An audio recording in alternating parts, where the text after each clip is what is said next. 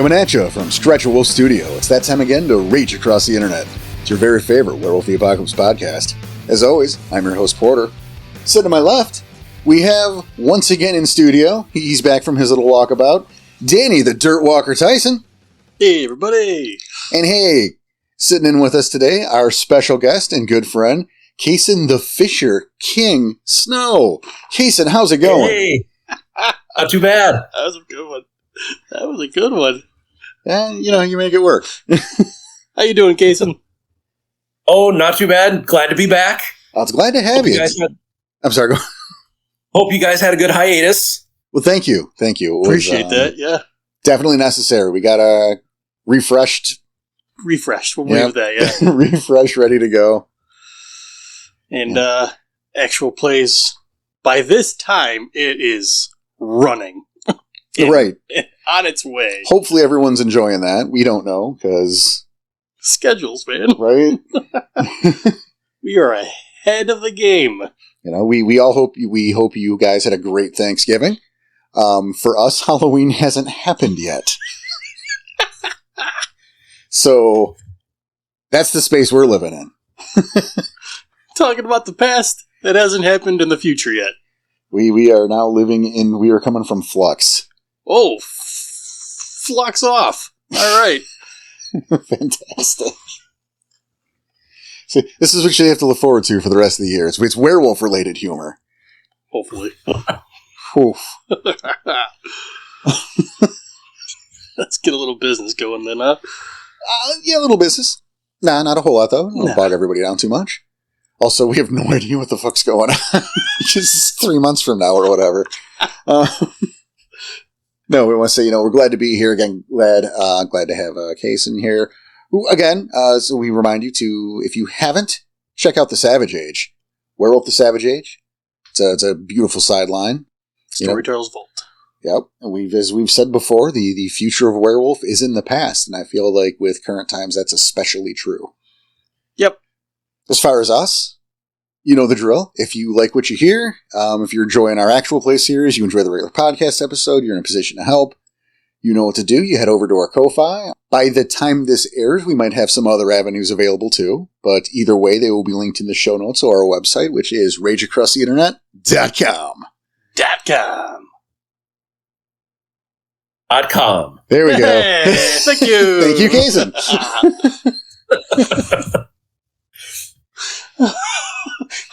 I still don't understand how that's become such a thing. I love it, and it's never going to change. Oh, of course. I'll do it in three different voices. I don't give a shit. It's never going away. It's the 3 Bs. It's fine. It is. It's like Dracula's. I don't know how that is still around, but... Because that's funny. Is it still funny? Yeah. Yes. See? Okay, done. That's why then. But we are not talking about Dracula's today. Nope. Fuck those guys. Although, funnily enough, when doing research for today's topic, I had also consulted the second edition player's guide and forgot I had done so. Would you think you were on something else? Yeah, I thought I was on the breed book still. Oh, boy. This is relevant because the section right after what we're talking about today happened to have been leeches. So thinking I was still in the breed book, I'm like, what the fuck do abominations have to do with the Rokea? Weird. Which is what we are talking about today. Oh, man, I could see why your head would just explode at that point. Right? I forgot that was the tab that was open. Oops. And then, next page, abominations. What the fuck? Who's biting sharks?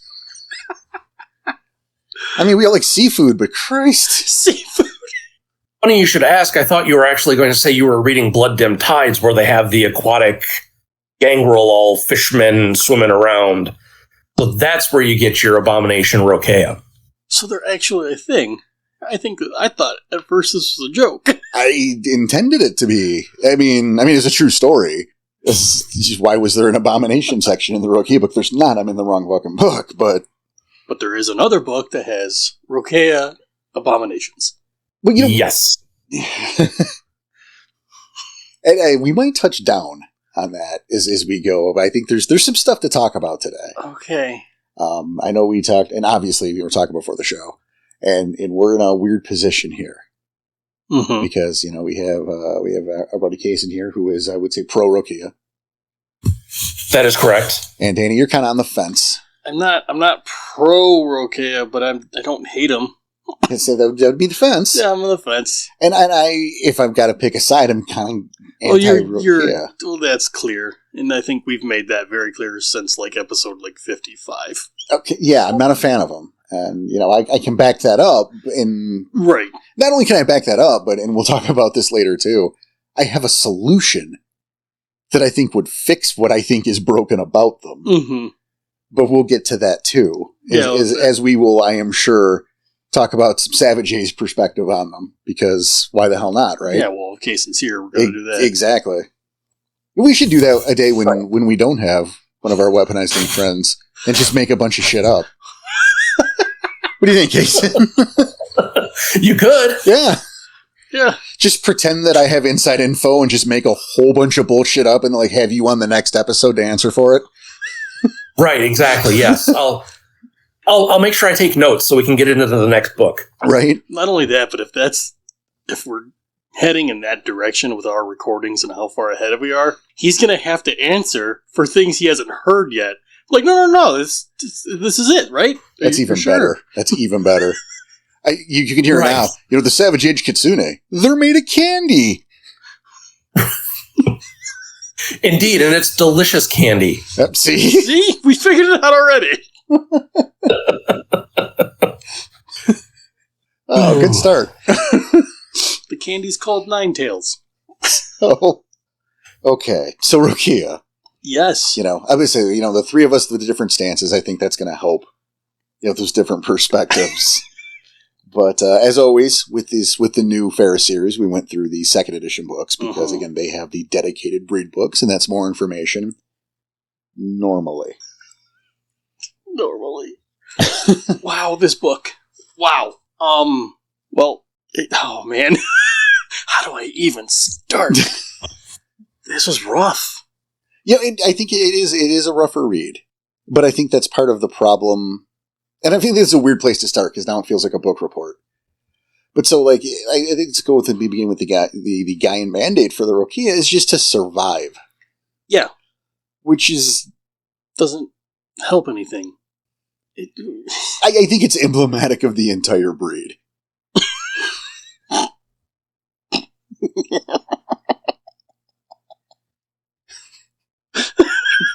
I'm trying to stay on the fence. And I'm not here to beat up on them. That's I know. just really not what I'm going to try to do. But the book doesn't help that part. Right. Because it's in later editions. They're there to protect the seas, quote unquote. There, but they don't focus on that. It's survive. Yeah, a little help case. So the mandate suffers a bit from the laconicness of the Rokea themselves. They don't go into a whole lot of detail. You have to actually make your way all the way to the renown section where they flesh out the idea of surviving into more of the... It's not just the Rokea surviving. They're there to help Sea and Kun survive. They do that by fighting all of the tentacled gribblies that live in the sea and so on.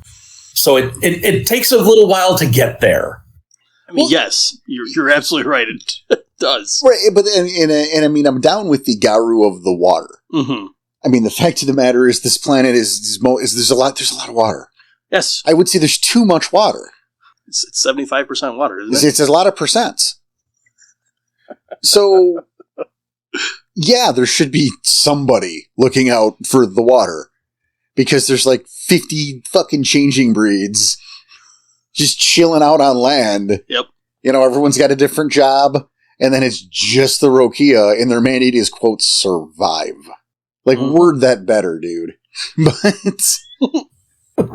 Yeah, it's weird because you can look at their Kun's Law, which was essentially their litany. Right. It's just survive. It's hunt, basically hang out. Yeah. Survive, hunt, spawn, swim. Yeah. The lifespan of a shark. Well, and let's be clear there. They are ageless. That was weird. Like, they're not immortal, but they're ageless. Yeah, so they're not gonna, the timeline's not running out on that.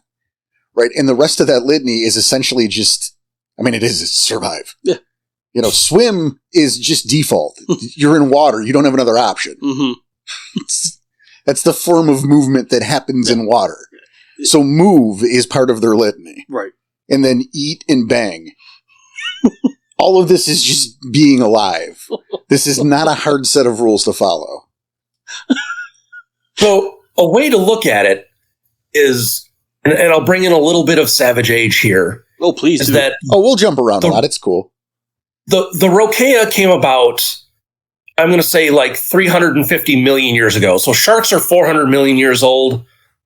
Something that we keep hammering on is that just because the animals come about doesn't automatically make them a shifter because they're a shifter in the modern nights. Gaia has to have a reason for them to become a shifter. Or in this case, sea. Yeah, we can just call her Gaia and not mess around with her weirdo lexicon. Okay. We'll get to that part, yeah. So 350 million years ago, the sharks are elevated, blessed, however you want to phrase it, into a fairer breed, along with the core, which are shifters we created for the Savage Age, who are the heralds of an apocalypse. The Rokea are the warriors that accompany the core, and they essentially are there to survive each apocalypse and make sure things are carried on. The Rokea do. So they came about in a time period where there wasn't sapience in the world. You know, you didn't sit around and think deep thoughts. So they're going to have these very simple directives that they maintain through an oral culture over 350 million years, and even more so because they tend to not breed with humans, and so bring in that, I hate to say level of intelligence, but that mode of thought. You know, they're a lot closer to like the Red Talons in mentality than any other Garou tribe. No, I mean, I get that, and I can appreciate that at level, because, yeah, they're so divorced from surface culture, which is how I'm going to phrase that right now. Surface culture? It's just what's in my heart. Leave me alone. That's fine. They're so far divorced that there should be that simplicity. I can appreciate that on a in-game and universe level. But when I'm looking at a book... Yeah, that's supposed to give you the information? They don't... I don't appreciate that out of my out-of-character information. Yeah. And that was the purpose of these books, was to give us the information. Right. And sorry, I didn't mean to cut you off. No, good. But it's, yes, it's in the oceans, and this entire world is 75% water, so we know so very little about the sea. Well, and see, here you go. See, now I'm cutting you off. Fuck off. Revenge. See, this is something here. Is, we talk about the vast amount of sea on the planet. It's enough. Yes. And there's so much we don't know about what's down there. Exactly. And we, you talk about horror. Like werewolf is savage horror. It's in there. It's in the tagline. But like for me, water is scary. Yeah, no one wants to drown. Well, I mean, like I don't need a Valium before I take a shower here. But like, I think back to Final Fantasy VII. Okay. Okay. This is good, but stick with me here, okay? Okay. Cason, you familiar with Final Fantasy VII? Yes, I have played it once or twice. Oh, yeah, I see. All right. See, and I'm talking about Emerald Weapon. First of all, I feel uneasy, like even in video games, with underwater when there's the exploration part because it's dark and you don't know what's down there, Like I echo the dolphin. Seriously, for a second, this would creep me out in some spots. I hate it for like a Game Gear. Because it's like, Jesus Christ, what's about to happen? There's no way to know. I mean, there's aliens in that game, for fuck's sake, It's underwater. We don't fucking know. Right? But like, Final Fantasy VII, you're at the underwater reactor. And I remember there was this one point where I left that underwater dungeon and there's Emerald Weapon. It's one of his spawn points just floating there right there. And I'm like afraid to move because I didn't save my fucking game. Right? Like, oh my God, I'm going to like move a pixel and get in this random encounter and my game's going to be over. I'm going to lose however many hours. But the fact that it was just there and it just showed up and could be down there, you know, it's dark. There's low visibility. Anything could be here. And that creeps me out. So it sounds like we're making the same point here. A little bit. But, you know, but that's what the thing is, and there is so much water. And thalassophobia, which is the fear of deep water and usually the open ocean, is actually the second most common fear. I had no idea. Look at that. Phobia in people. And actually I've been doing a little research because I'm working on a Savage Seas book for the Savage Age. So think of it as kind of a Rokea 2.0, but expanded to cover other threats and things like that of the waters. So I've been reading about this, and thalassophobia is a huge thing. It's almost genetic, you know, tied into the fear of the unknown. You know, early man, you had boats, but they were dugouts, so you didn't really go very far out into the water. And it's just, yeah, people aren't designed to go out into the deeps. You can't see very well, and it gets pretty scary. See, so it's not an uncommon thing. Well, see, awesome. Thank you for that. Yeah. Now that said, seeing as you're going to be working on, maybe this will be helpful to you. I know. Because yes, we'll see. Now we're here. I want to talk about it now. Yep, it's fine. And so maybe this will be good. Maybe you'll like this. All right. So if you do, I want a special thanks in the book. But other than that, you go ahead. That's all he asks. That is all I ask. Just a little credit. You can do the rest. It's cool. But that's the thing for my money is like, they don't really have anything to do. You know, I mean, we're talking about like a couple like Bane-possessed lampreys or something. But like for my money, right, and this comes to how I would, quote, fix the Rokea. Because I have, and to preface it first, I have a problem, I've said it before, with a changing breed that half of the forms can't exist in the environment of the other. Mm-hmm. You know, like you can't shift a Hamid in the middle of the ocean and like survive that any more than they could, you know, go to Fish Lupus in Central Park and have that work out. You know, it seems nonsensical to me that like that's just bad design, Gaia. So like for me, what I would do is I would do like kind of like a Macaulay thing. Okay. Where they could dream up their different forms, and it would be shark plus whatever. And there's almost like a little Buona Beast thing. I've mentioned Buona Beast before. I fucking love Buona Beast. Those of you who don't know that, that's the superhero who can take one animal and another and combine them. So you can take a horse and a spider and make like a tarantula Mustang. It's super weird, but that's why I love it, because it's like, what is this? Yeah, and why? Right. But so like, and I'm doing this at a serious level, right? So I see where you're going with it. You take like a squid and the shark, and so one form is the squid form, one form's the shark form, and then there's the Krynos that's like the dreamed up Krynos shark with the tentacles. I'm not a fan of the dreaming up, but I see why you're going. Well, I'm using dreaming up in quotes. I get it. I see why you're taking it this way. And then what their purpose would be, and again, it's that you keep them as like the Garu of the sea, but you know, you link it to like the deep Umbra because there's so much down there that we don't know about. There's got to be these like Lovecraftian horrors, and you know what you see a lot of in underwater is Weaver tech. You know, right? I mean, this is a place that is festooned with wild and worm. Excuse me. Yes, those are your options. There's not a whole lot. Right. There's not a Best Buy in the Mariana Trench, is what I'm saying. It's not a thing you got to worry about. So it makes sense to me that the gauntlet down there's got to be paper fucking thin. Oh, and again, I see why you're going this way, so and I like all it. sorts of deep Umbra monstrosities could be down there. Like you look at the Nightmare Gods from Urkama. Right. Okay. Yep. Yeah. Okay. Well, I fully plan on the Savage Seas to have all of. It's going to be festooned with tentacled and rugose enemies. The Chilvoria will make an appearance, and I actually have some ideas as to what a Weaver is going to be doing in the seas. And see, that's cool, but I mean, like, obviously, it can't be a hotbed for Weaver activity, right?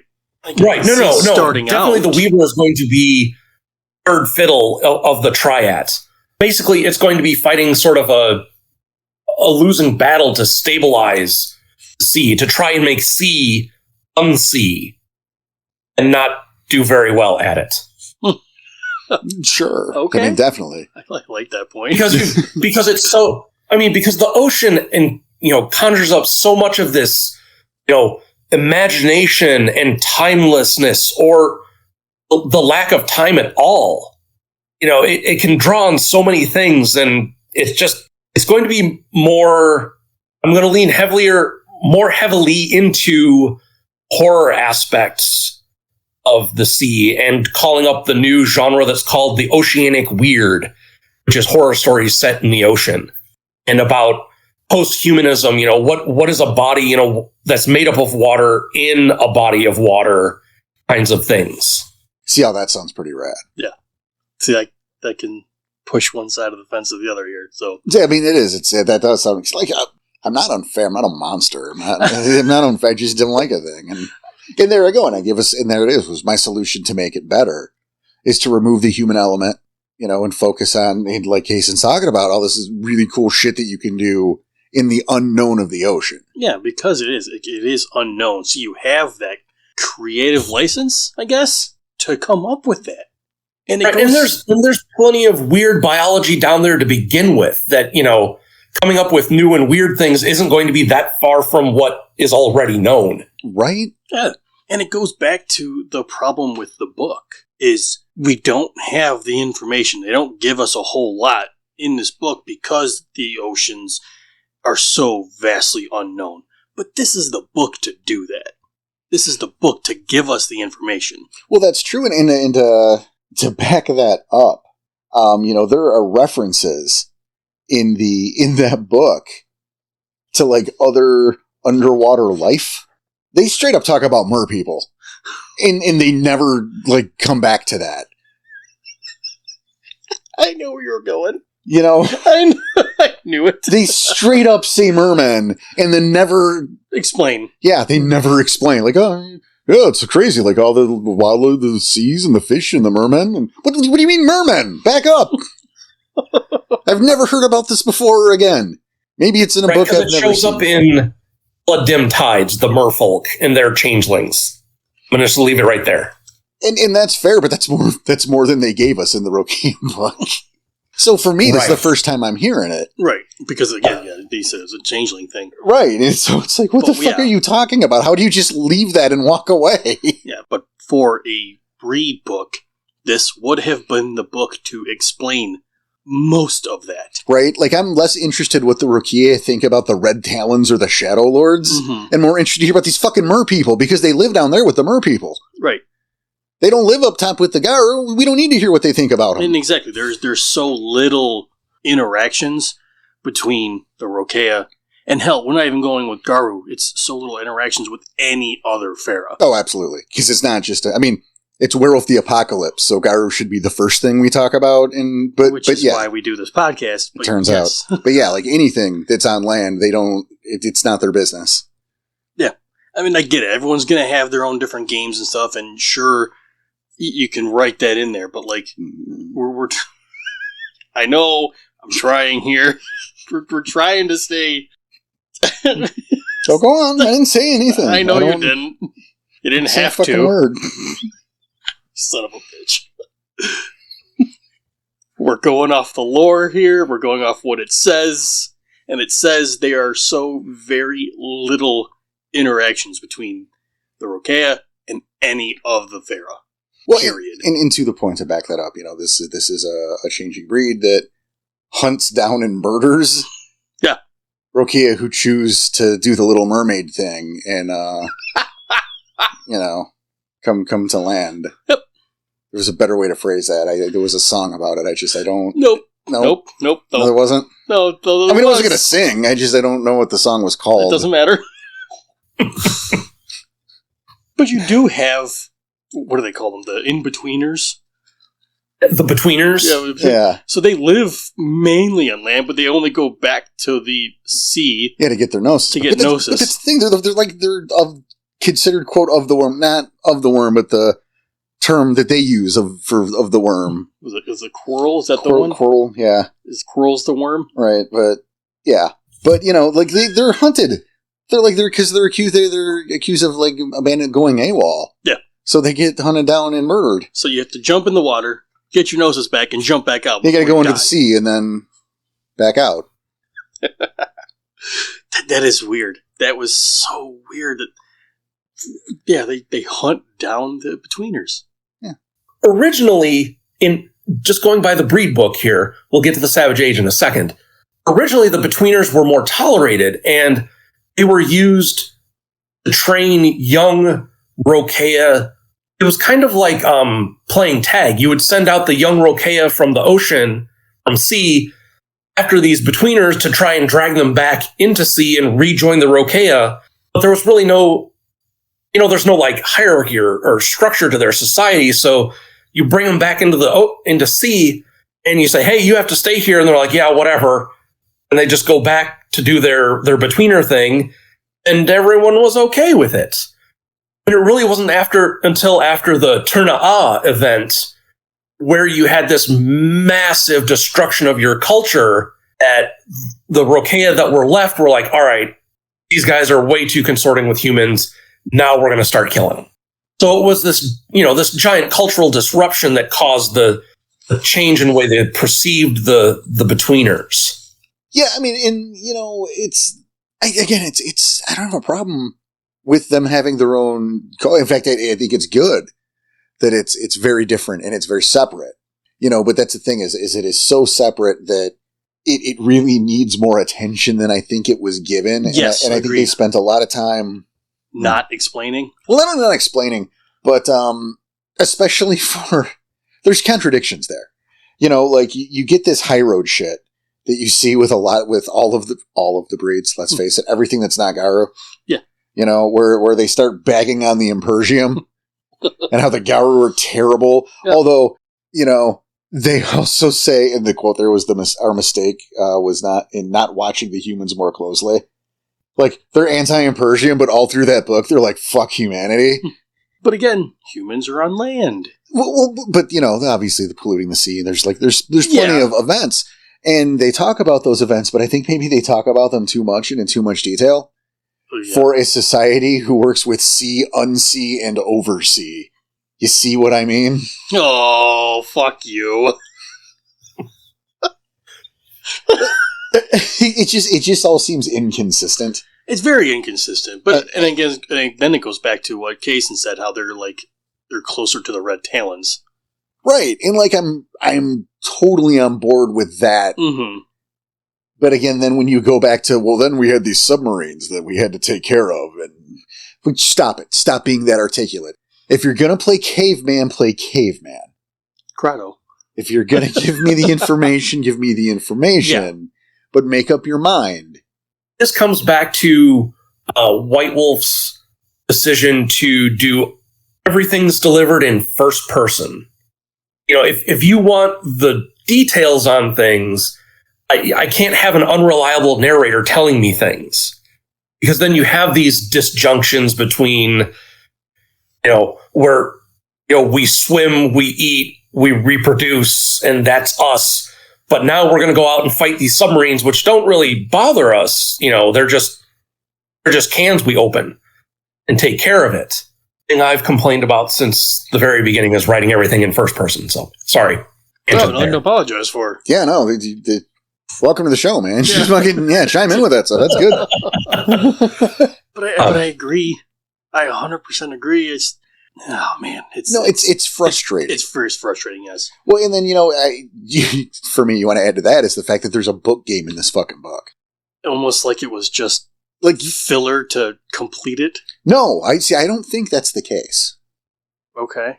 First of all, y'all know how I feel about book games. Like, I'm already irritated, right? But I think they felt that they had to include this book game because they didn't do a good enough job explaining what the fuck the Rokea do all day. So, you needed that to provide that greater context. And at the same time, you shouldn't have needed that to provide a greater context. That's going back to my original point. Like, I see the necessity of it, but I'm irritated that necessity exists. Yeah. The fact that they had to do it that way is the bummer. Yeah. Because the book, it's here. We have it. We read it. It's a lot of non-information. Like, I almost would have rathered they do another supplement, maybe even a spin-off core book called, like, Rage Across, or, the Rage, We're Gonna Need a Bigger Boat or something. Rage Across, We're Gonna Need a Bigger Boat. Yeah. And just deal with the underwater Gaia and all of that. Like, I don't want to say a core book, but maybe like a player's guide size supplement, but that didn't happen. No.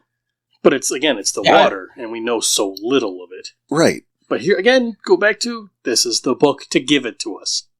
Should have been. I mean, I know we don't do book reports, but I mean, we're talking, this was our primary source for the episode, and it wasn't super helpful. No.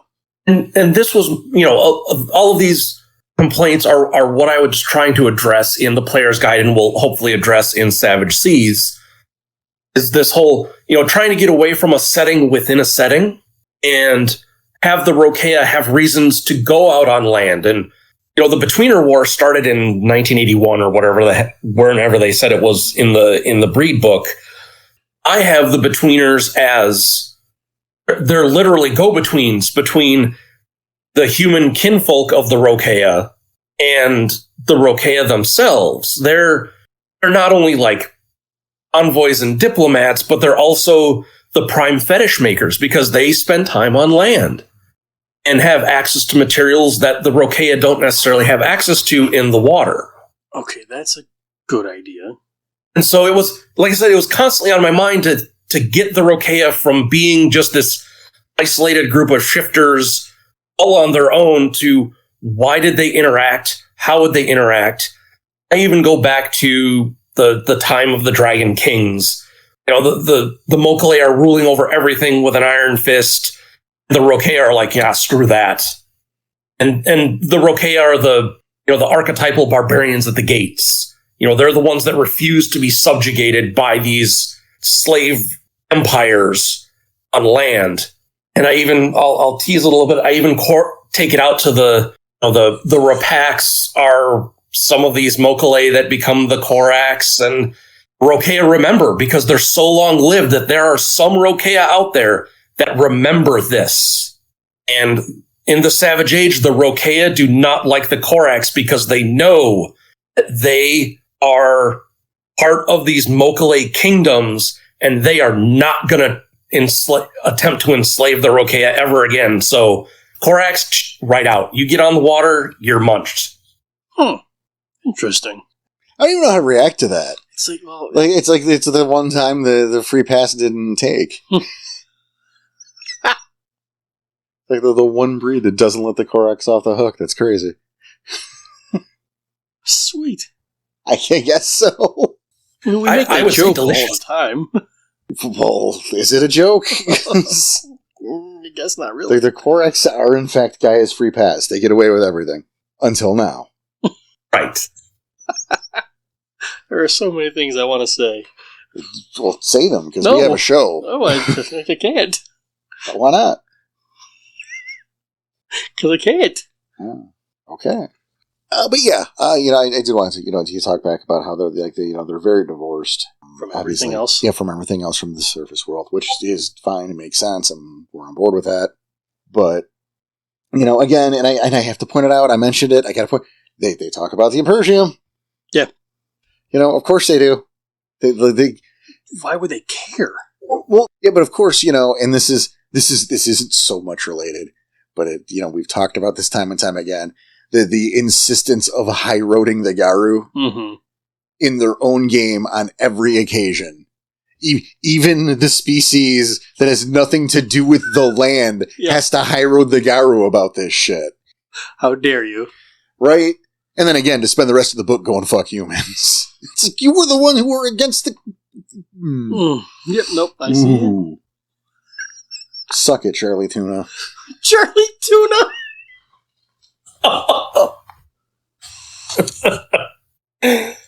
Oh my. I have lost radio contact! Yeah, Danny. Danny needs a minute to collect himself.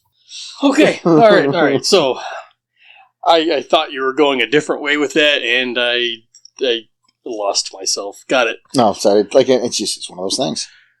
I get you. I understand where you're coming from, and it's hard to be on board with their side, not your side. Your side's very easy. You've made very compelling arguments. I try to. Now looking at the Savage Age, though. Right. I hope, I guess I should ask. Maybe we cut hope. Maybe that's the wrong way to do. We'll see. But we're gonna, are we gonna get a better, I don't want to say, I'm deeper, sure, but better look into, yeah, I know. That's why I didn't want to, into Rokea culture. Because, I mean, you look through the breed book, right? And what do you learn? Right. Is you learn that, okay, well, they have their groups, their slew, 3 to 10 members, and sometimes normal sharks, and they're great. We know that they don't have cairns. No, they call them grottos. But they don't have cairns. Right. They have a thing called a grotto, but that's not a cairn. No. We learn a lot of what they don't have, but what do they have? Are we going to learn? I address a bit of it in Player's Guide, but definitely in Savage Seas. I kind of want to do that as like a Rokea Breed Book 2.0. Okay. Just when you thought it was safe to go back in the water. That's a cool tagline. Nicely done. Right. Is there any chance that there might be a psychic rapport with D. Wallace? Possibly. It was just 4. Part 4. I know. Okay. I think you've told me that before. I think it might have been on the last time we talked about the Rokea. Maybe, but I know you've made that joke to me specifically. And I know you're trying to make other jokes, but you're purposely going way around to do these instead. I am trying to trick you into losing the bet, is what's happening. That's been so close. So full disclosure for the audience. Oh. Before this aired, the 3 of us made a little bet is to not mention a particular property. I'd tell you what it is, but I don't want to lose the fucking bet. Yeah, but then you'll lose. So I'm currently trying to trick Danny, and I feel confident enough that I can, that I'm openly saying it. Oh, man. So difficult. Oh, wow. Okay. Please continue.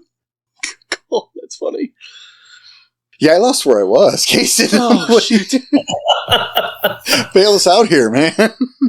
Oh, we were just talking about potential plans for expanding the information available on the Society of the Rokea. And like I mentioned in Savage Seas, I plan on writing about what they are and rather than what they are not, because I think sea could be a fascinating setting within a setting. I also really want to tie it into the rest of the property because it is indeed Werewolf the Apocalypse, and we have all of these Fera on land. I don't want to create a bunch of Fera of the sea. Creating new Fera really makes my teeth itch for the most part. That's impressive. So I have some plans for other, not necessarily shapeshifty, but humanoidy things in the waters. And again, I'm down with that, and I'm with you on the more Fera. I mean, I'm not the president of the Pro Fera Union, but I don't. What? I know, it's crazy. But, they're the ones that I think, they're a Fera I like, but it's. Yes, I know what you're saying. It's the how and why is a big thing for me. Yeah, the sea again. Good answers for either of those. There's a problem, right? But again, the sea, it's so vast. There's so much potential there, and so I'm totally down with maybe not more Fera, but to add to the lore of that and to make it more relevant. I think is a good idea. Look, it's again, we know I'm not a fan of the sharks, and it's not even Rokea. Even I'm not even. I know millions of people like sharks. Yeah, like Shark Week, and people freak out. And I'm just like, whatever, man. I don't like seafood. I have a friend. I have a friend. She's obsessed with sharks, like that's the best week of her entire year. All right, well, it's like the Macaulay too. Like, I don't care about dinosaurs, and I know I'm in the minority there. That people go nuts over Jurassic Park, right? And I don't see the appeal. It's a personal thing, so it's harder for me to, Mm-hmm. I'm a harder sell already. I already don't care, but I do acknowledge the potential and even the necessity to cover it when we're talking about something like The World of Darkness because of all of the potential of that setting, the unknown of the water, and the amount of it. If we have 300,000 Farah, just to hang out in like Texas, and then you count. You have just the one for all of the water. Yeah, the 75% of water that makes up the world, and only one Farah's down there. Right. I don't know if I don't think the solution is more Farah because, again, that's just extra bloat, I think. But yes, I see the direction you're going in and why. So, like, shockingly, despite me not necessarily being a regular Long John Silver, which I just now realized is the second Farah episode in a row where Long John Silver's has been brought up. We are not sponsored, people. Sponsored by Long John Silver? We're not sponsored by Long John Silver. Don't let Danny fool you. It just is a coincidence that it has been brought for up. Lunch. That's 2 in a row. I know it hasn't aired yet, Cason, but Long John Silver got brought up during Girl Hall. It was weird. What's their fascination with the fish, the river ones? I know. That's why I said it was weird. And everyone knows that, because by the time this airs... But no, Savage Seas, I think, despite the fact that I'm a hard sell on this concept at all, I think it's definitely necessary, and I think it's a really good idea. It's super exciting, because, again, we're getting the information that we don't have now. Right. And I'm confident that you guys will present it in a way that doesn't make me seasick. Oh. Yeah. Ooh. Oh, yeah. Yeah. I'm not proud of that one. If I would have done it, I would have got, fuck off, Tyson. Yeah, you would have. I'm not proud of it. It had to be done, though. It's like that asshole when you're playing Monopoly. He goes, if this were real money, we'd be rich. And every game's got it. Every someone has to say it every game. Yep. I think Cason left.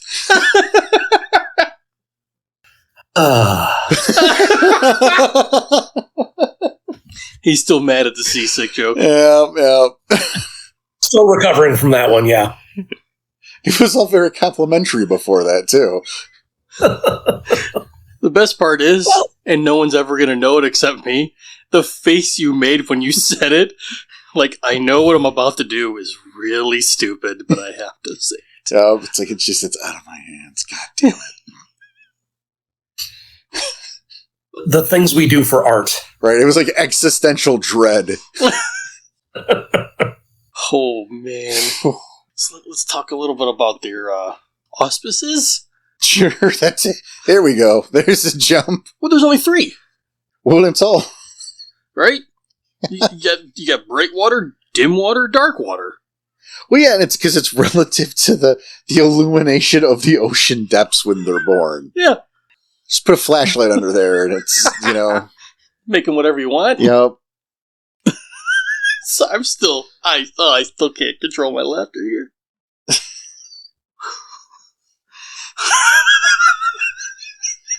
He's done. Danny's over. Okay. My goodness. Yeah, sorry. All right. But yes, the bright water, dark water, dim water, again, all in the perspective of the moon and or sun, depending on. But, like, you have, with the bright waters, they're the warriors. Which, to be fair, much like the Garu, they're all fucking warriors. Yes. And that's kind of the point I was bringing up, is if they're meant to be the protectors of the sea, why are there 2 other auspices in that case? Well, I mean, I think the argument is, why does that auspice exist? That should just be implicit. But I get what you're saying. Yeah. But then you have the dark waters, which are like the new moon mystics and the seers. But everything else in between those is the dim waters. The dim water auspice sharks. However you want to put that. when I say everything else in between those are the lawmakers and explorers. How weird is it that the ones that have the most are the ones that are lawmakers? Well, lawyers make good money. Yep. You're right there. Thank you, Porter. Yeah. They're the ones out on the streets. I would have liked to be a fly on the wall when they put this together. Oh, when they decided that the Rokea are a Farah? Well, sure, but... And now that we decided they're a Farah, we need to make a book about it? Yeah, the whole process, because we've been touching down on this here and there this entire time, it's the discrepancies between, for lack of a better term, simplistic nature of the Rokea. Not stupid, but simplistic. And some of the concepts they are integrating in. Okay. This could have been played up more in the book. Porter, I think you bring up a really good point that all of the Farah are traditionalists and have very conservative cultures. Perhaps the Rokea even more so because they're so long-lived and, don't have that human influence. They could have played this up a lot more that Rokea culture is super, for lack of a better term, simple because of all of these, sort of factors that keep it locked into what it always was. Then you have the Dim Waters, who are your fetish makers, and they explore, they go out, bring back new ideas. It all ties into the Rokean renown system as well. They're tied into the invention or innovation or whatever that aspect is called of their auspice or of their renown. And you could, they're bringing in all these new ideas and everyone else is going, no, that's not the way we've always done it. And there you have some tension even within Rokea culture itself. It's no longer just this giant monolith of swim, screw, and eat. We've been doing this show a while. Because we're both sitting here nodding, is the thing, Case. We've been doing this show a while. We're aware we need to use words. We can't just nod at the guy who's not here. Oops. And even if we could, if the audience can't hear us nod, so we have to use words. Jesus Christ, us. I'm back to Cason. Yeah, we absolutely agree, and it's good information.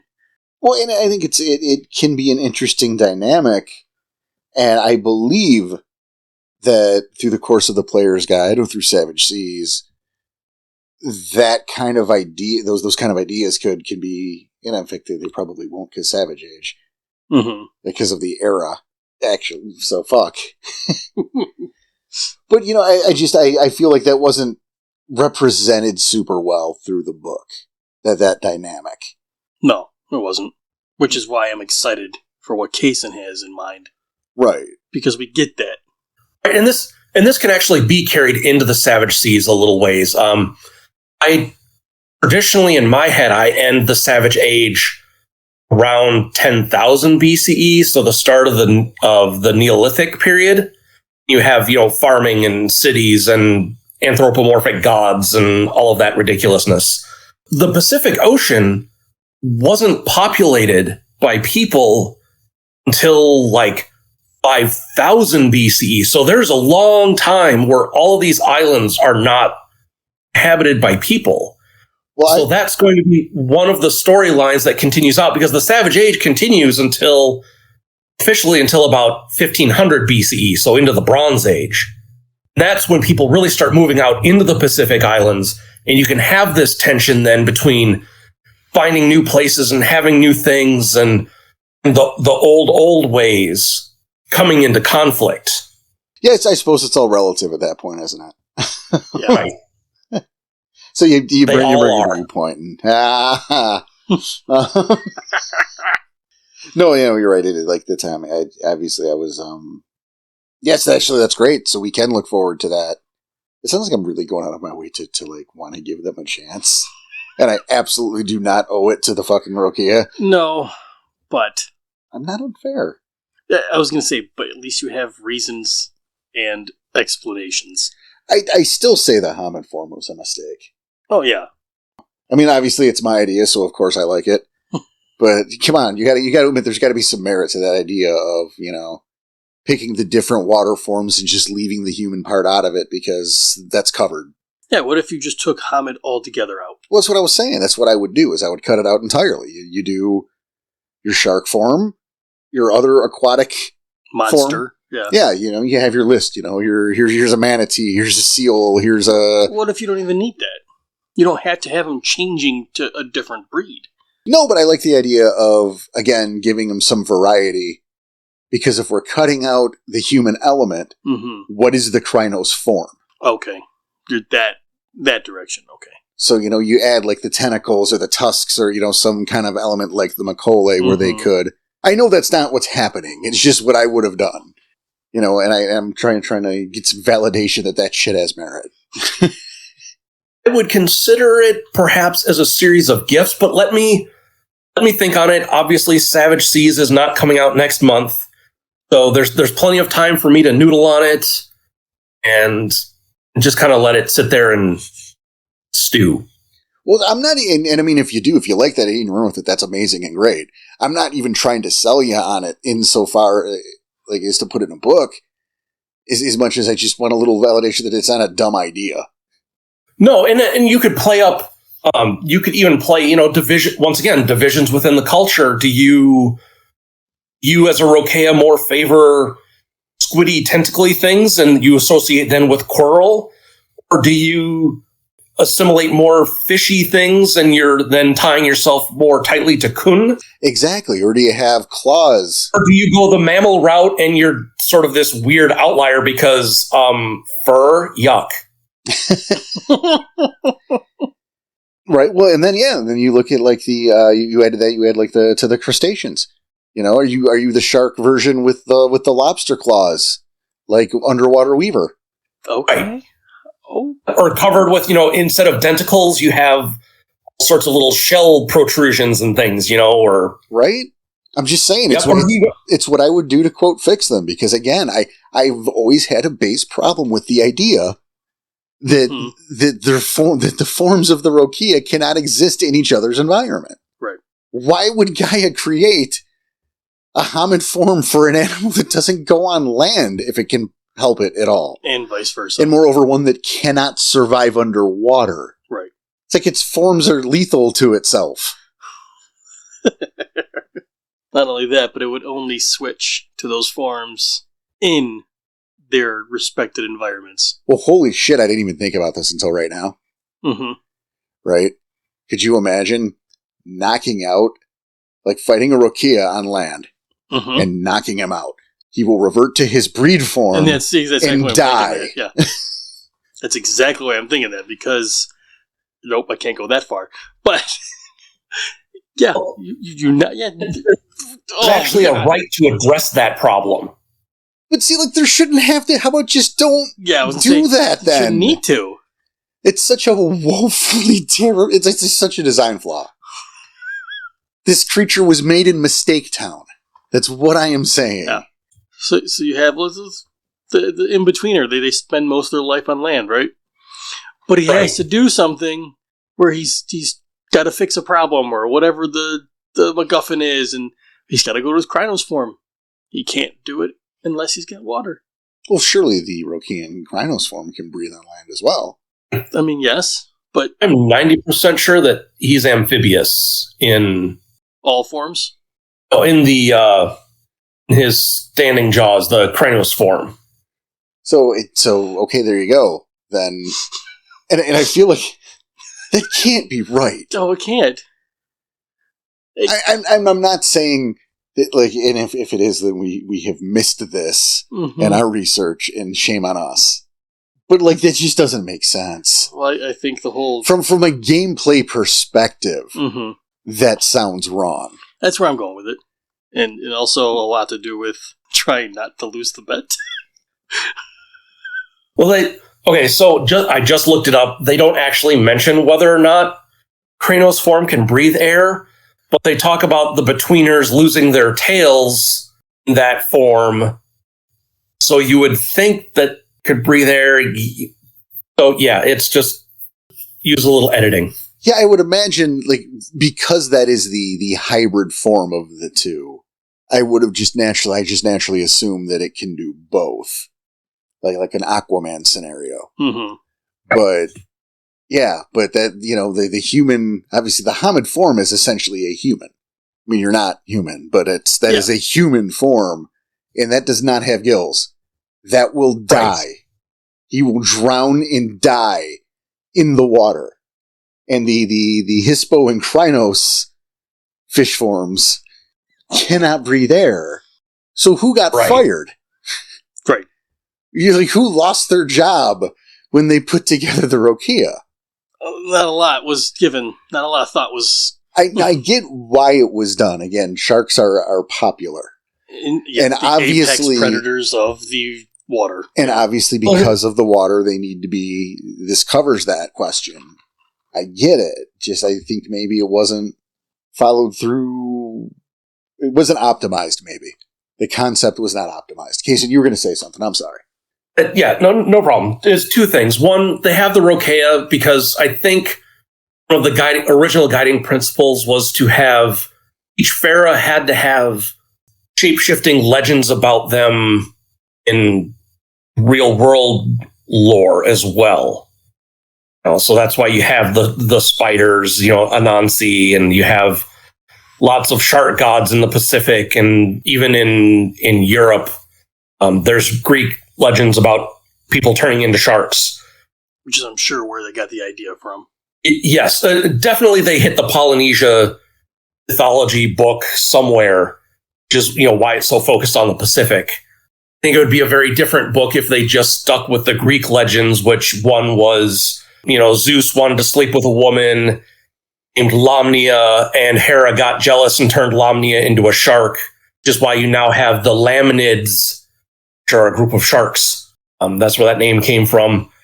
The other one was a Greek guy was like, hey, I'm beautiful. I'm even more beautiful than Aphrodite. And Aphrodite said, no, you're not. You're a shark now.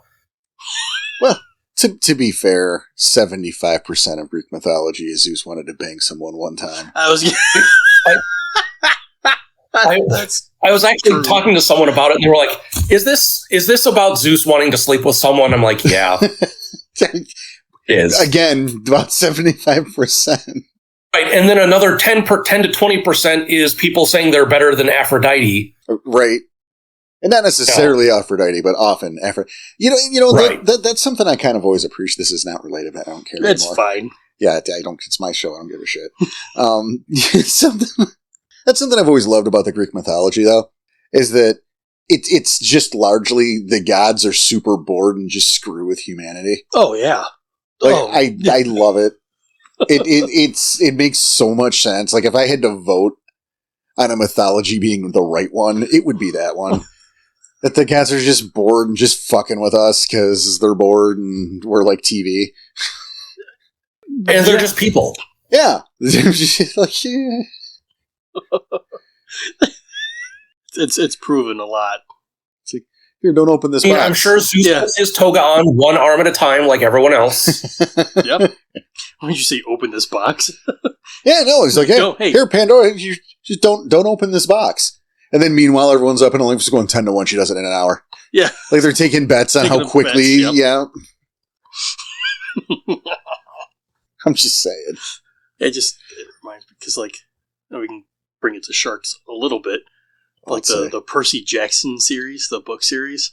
Okay. They're all essentially children, but they're children of Greek gods, so they're the demigods. Percy Jackson being one of the sons of Poseidon. Yes, thank you. The Greek god of Poseidon. So the whole story is kind of mostly about him, but it's what can these kids do? Let's just watch. We'll throw a little action down and see how they take care of that. Yeah, it's Greek mythology in a nutshell. It's funny. I used to read those when I was younger. But see, then we go back. We were back in the water, though. Yes, I tried. I got you the rest of the way. Back in the water. Nice. I mean... better than on the streets. So yeah, going back to the water. We have, again, so much potential. and we talk about how, there's not exactly a hotbed of Weaver activity down in the water. Mm-hmm. Between the wild, especially the Savage Age, and the worm activity, while we are ripe with potential, we don't have a whole lot of examples of shit that is down there. No. And, again, it brings you back to that idea of, those ancient horrors, the idea of maybe linking back to, little pockets here and there, linking back to the Deep Umbra. Oh, yeah, because if the gauntlet can't be that. No, it's got to be like nothing. Exactly. And moreover, we look at the Arcama and all the examples of those Destesians of the Deep Umbra trying to breach and find their way to the realm. Right, like through those dark caves and stuff. And so certainly underwater would be a potential Very target. Easily. I mean, am I talking? Is it crazy talk, Cason? It's not going to be a potential target. It is a target. So in the Savage Seas, my plan was to not have any gauntlet down in the deep trenches of the oceans, where you can just go right from physical water to the deep umbral realm, which is where the nightmare gods live, which is where all the tentacled horrors live, or at least originate. So yeah, there's going to be lots of. I really want to play with the whole otherworldly nature of water. Good. No, that sounds outstanding. I love that idea, especially, and again, how creepy you could make that, because, we know about the absence of light as we get further down, Mm-hmm. And like those fish that are just essentially skeletons, like little light bulbs coming out of their fucking skull. But, that shit, it's like, hey, it's down there, like, hey, this doesn't have eyes, because why would it need them? Because there's no light. Right. So you get shit like that, and then there's, suddenly some tentacles or some weird beast with like 1,000 rows of teeth, and it's just a maw of suffering that leads you into some umbral realm of goddamn... Who knows what. Yeah, who knows what. There's like just 12... It's like Hellraiser. There's like 12 pinheads in there somewhere. I love that idea, because it's like a nightmare wrapped in another nightmare. Yeah. And that's fantastic.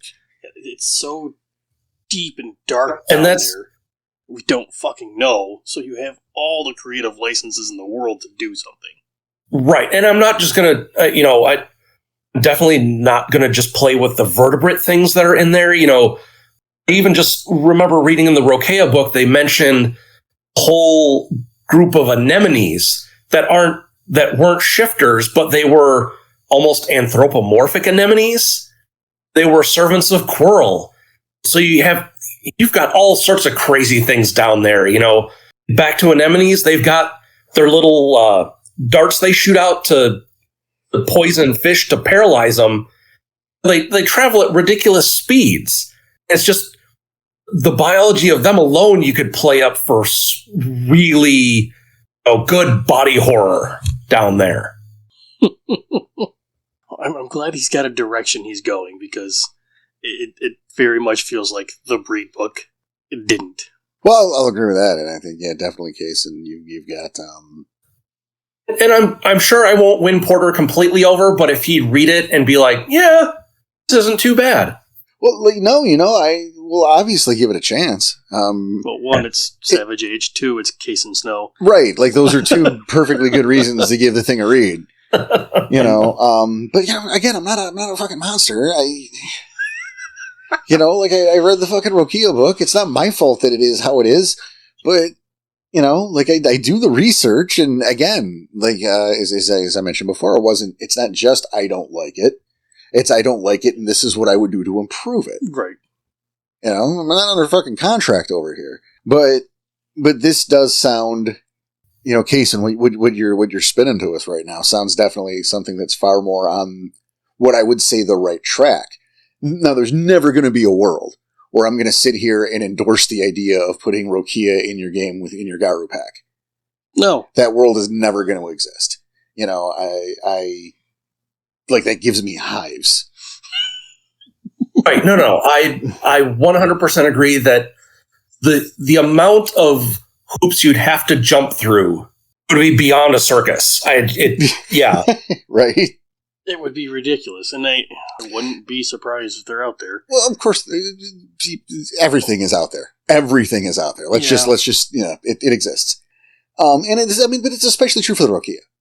There are certain, I would say the Naga also, outside of a Hengi Yokai game, and that's a different thing. And yes, we know about the Semabito.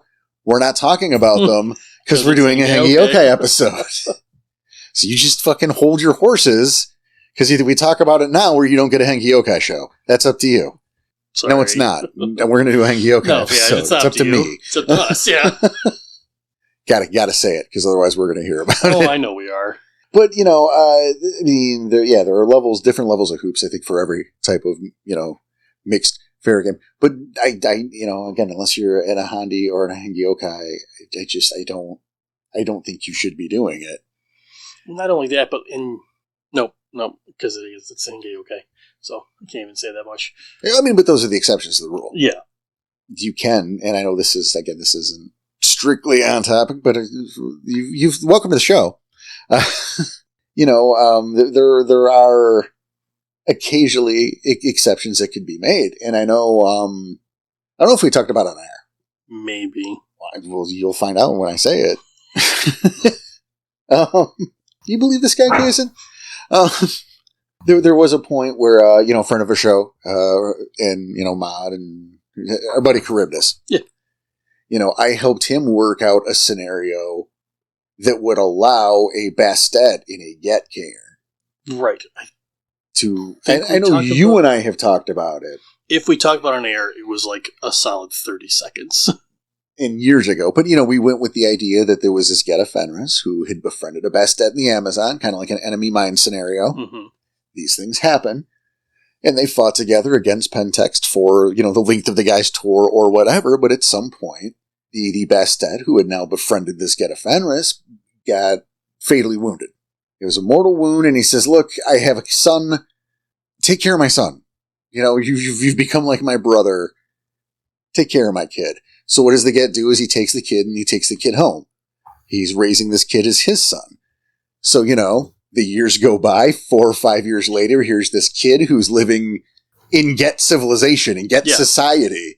Yes. And then he turns 13 and oops, now he's a Balam. I was going to say, would he be considered Get kinfolk at that point? He would be considered it at that point. It's Klaus's son at that point. After like a few years, right? He's just accepted as Klaus's kid. Adopted as he may be. Sure. And then, suddenly he's a kitty cat man.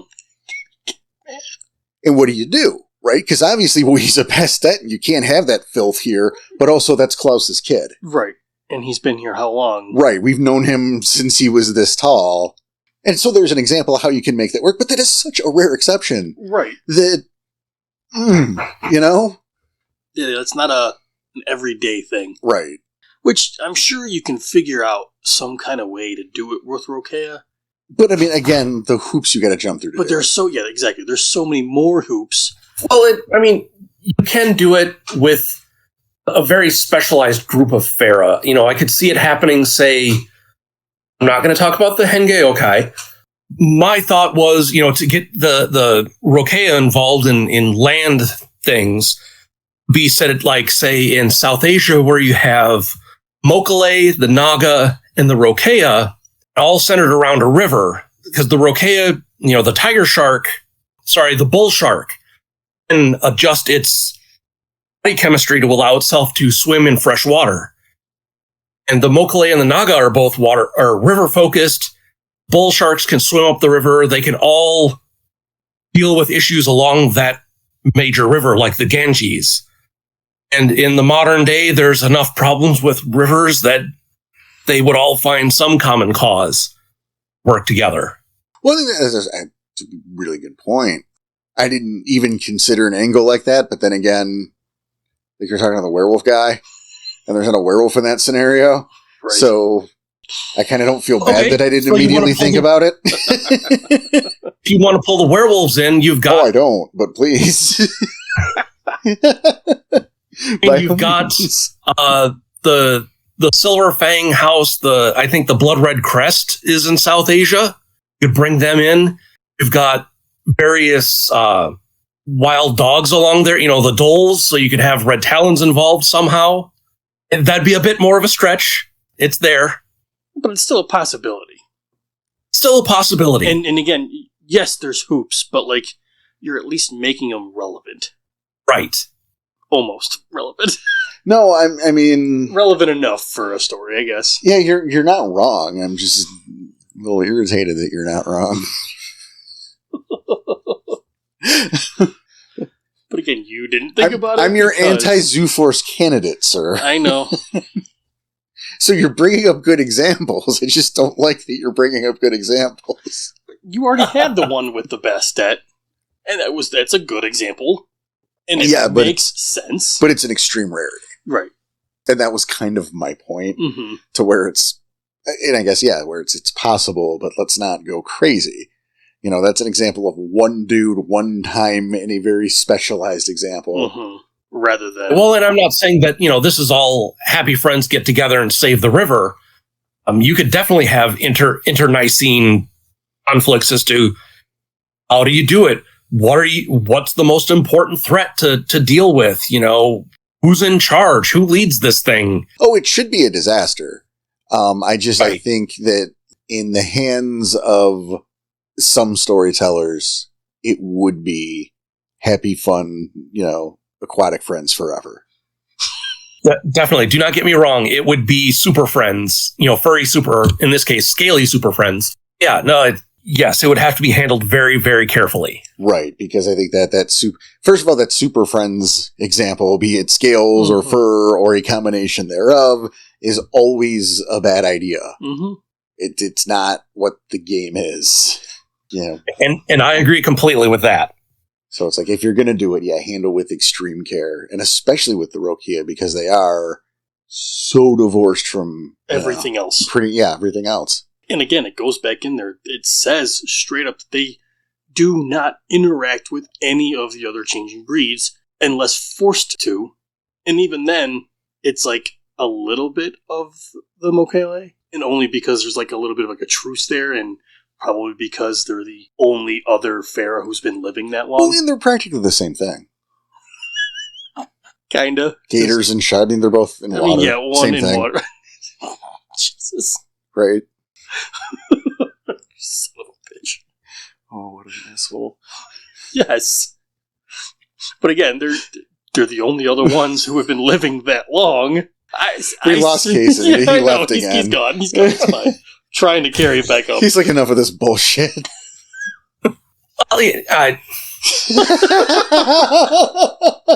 Yeah. I got him with the gator shark, same thing. Right. I see it as the Rokea are like, look, we were tasked to protect the waters. The Mokele were tasked to protect the land. But they were tasked to be memory.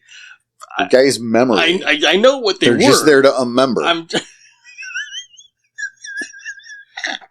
Fuck off. What? Unmember? I don't know. I said this, that. I don't know what you heard. No one said that. Yes, you did.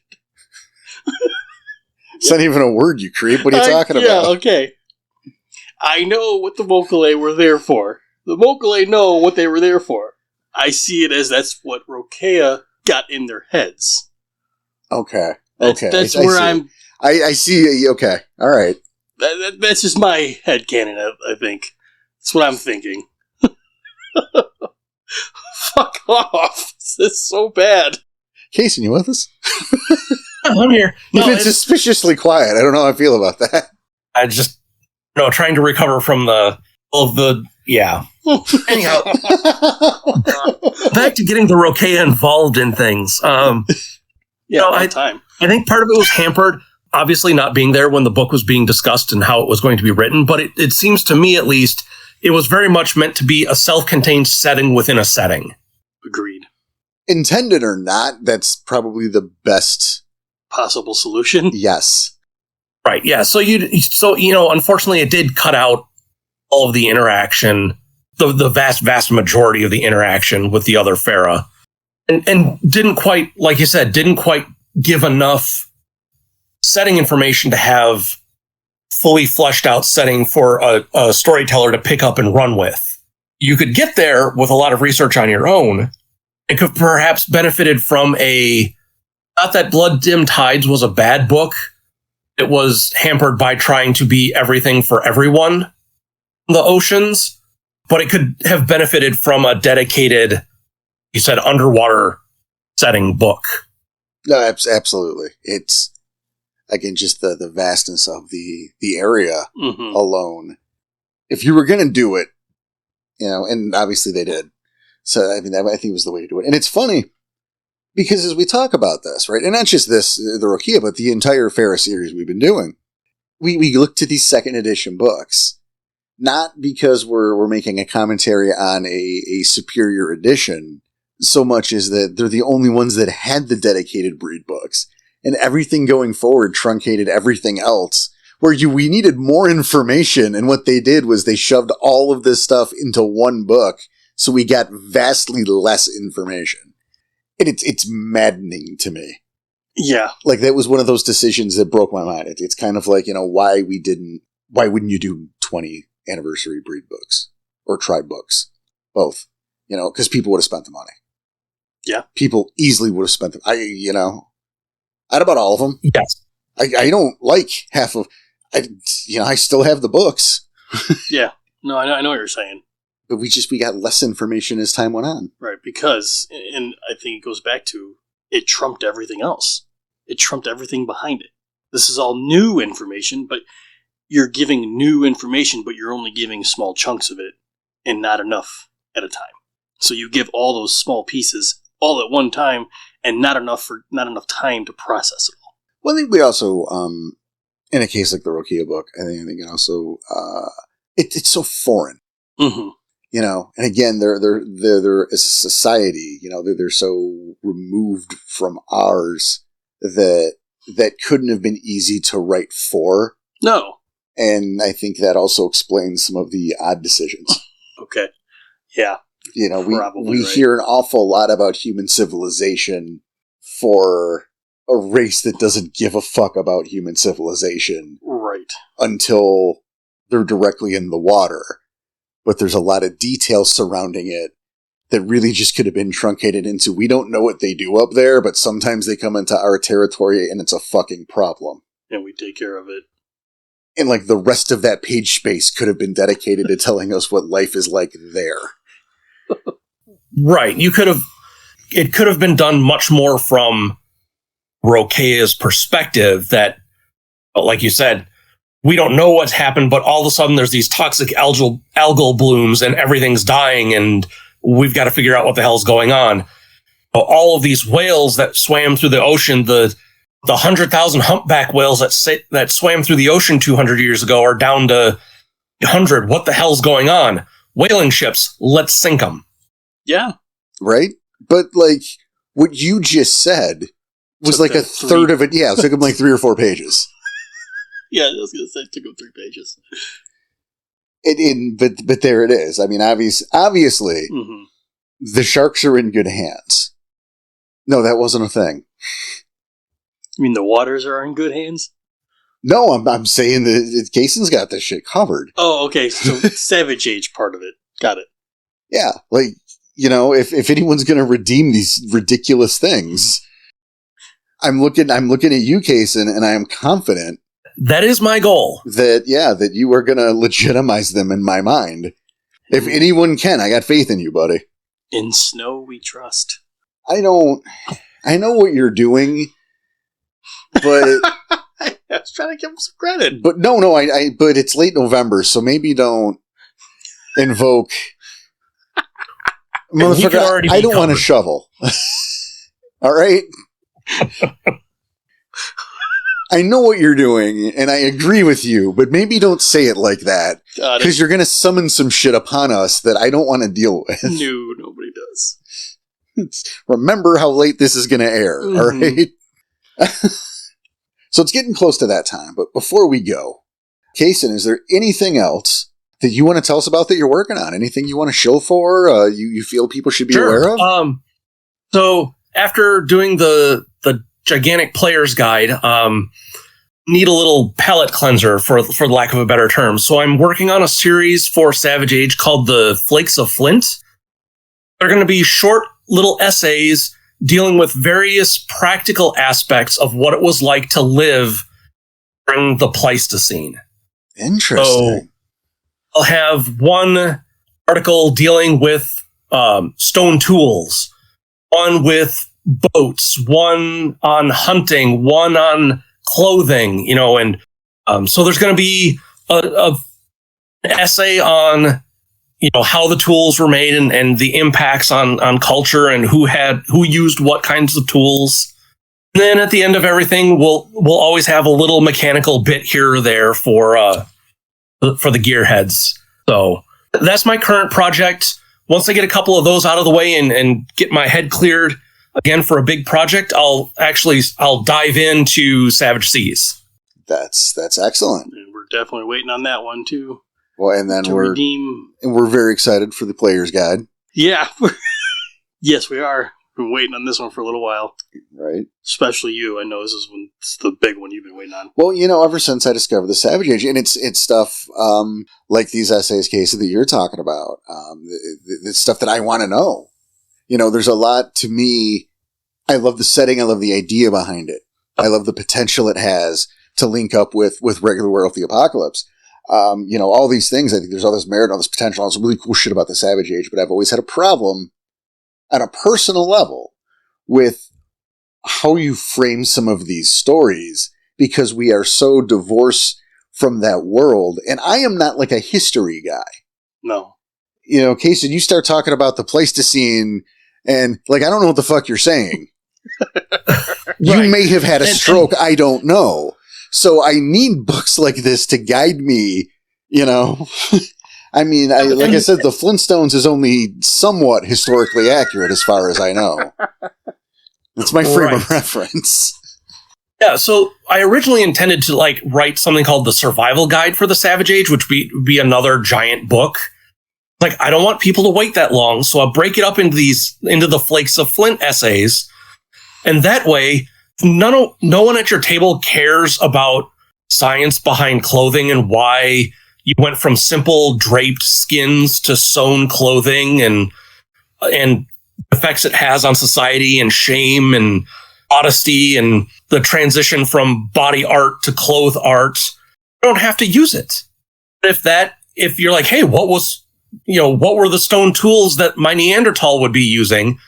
You can get the stone tool one and find out what they looked like and how they were used and things like that. So you can add levels of detail that are relevant to your game without having to buy a giant book that you'll have to wait 2 years to get these a lot sooner because they're shorter. You can add the levels of detail that you find relevant.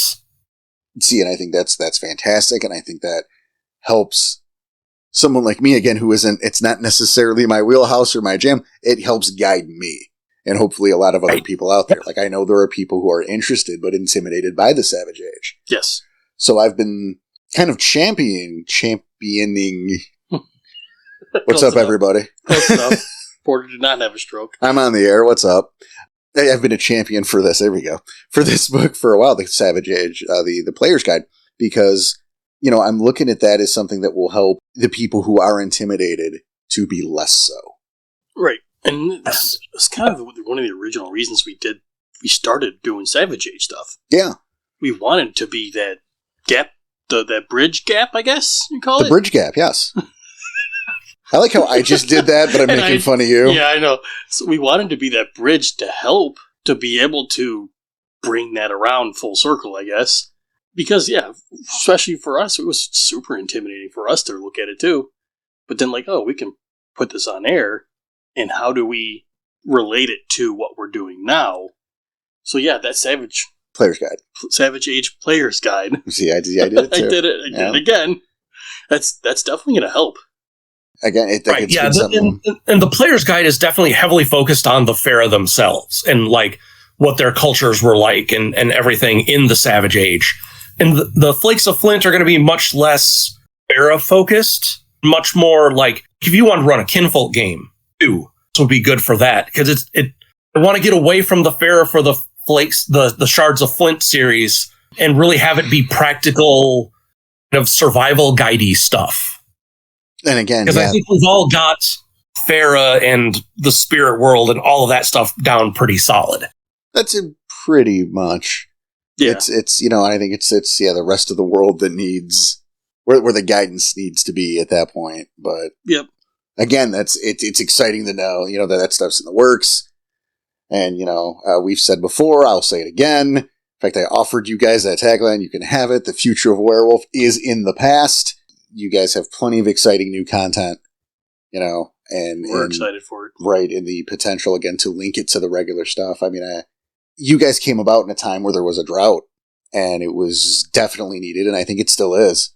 And to have such, I mean, we're at some point going to do a War of Rage episode. And the idea of doing that without mentioning the Savage Age... It's going to be difficult. Right. I remember you and I were coming up with episode ideas back when, and we said we need to do a War of Rage episode. And then all of a sudden, you text me and go, I have a better idea. And then, it was just you. It was the interview with Chris Gunning. That became our War of Rage episode. Well, instead of, it didn't take its place. Well, I mean, I guess it kind of did because it's been like 2 years. Right. So you'll get plenty of War of Rage content in the player's guide. Which is exactly why we're bringing it up. Yeah, no doubt. But yeah, the idea of that's almost 2 separate episodes to me. Mm-hmm. Because what we know of the Apocalypse War of Rage canonically, there's not one thing. Well, yeah, but I mean, putting that episode together is going to be difficult with the information we're given. And then you look at the War of Rage is given to us the Savage Age, and it's just way better. There's just so much cool shit there. Yep. And yes, it's not canon, but it is here. It is at this table. I was going to say, at this table, we're taking it.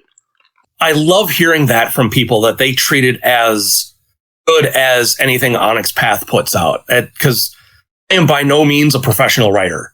So the chance of working at this stuff is just kind of a fan dream come true. That's awesome, man. We're glad we can help with that. Because we're 100% supporters at this point. Yeah, I mean, as far as you wrote a thing and you got paid, so I think you're a professional writer now. Yeah, you can say that. Yeah, technically, if you're getting paid for writing a thing, it makes you a writer. And, if you don't, then I'm just only going to introduce you as professional writer Cason Snow from this moment on, so... I mean, I guess take that. I showed you? Yes, I hang my head in shame. Yeah. Well, and it's going to have to stay there, because it is actually... Now it is time for us to go. Very Cason, good. Thank you so much for joining us. It's a blast having you back. It's great to be back, and as I say, anytime, more than happy to be here. That is great. We got more fair to come, and we're going to need some help. So always a pleasure, Cason. Absolutely. All right. You have a good one. And, good, you too. In the meantime, on behalf of professional writer Cason Snow, Daniel Dirtwalker Tyson, and myself, we want to thank you for listening. Thank you for all your support, everything you do. It means the world to us. I want you to take care of yourselves, take care of each other, keep your claws sharp, your head in a swivel. We will see you.